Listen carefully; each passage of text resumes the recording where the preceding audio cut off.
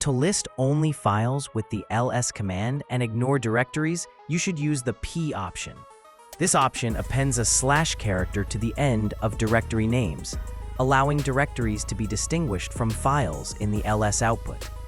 Every line that starts with D is a directory, and a slash character is added to the end of the directory name, but not for files. Now, to exclude directories from the output and display only files, I use the grep command with the -v option, along with a regular expression.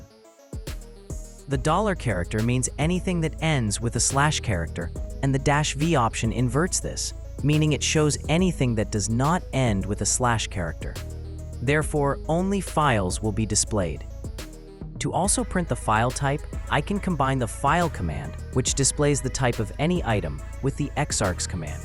The exarchs command takes input from the previous pipe, passes it to the file command, and the file command then detects and prints the file type.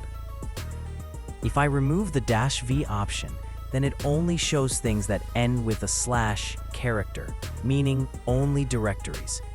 I hope the video was helpful, and don't forget to subscribe to the channel.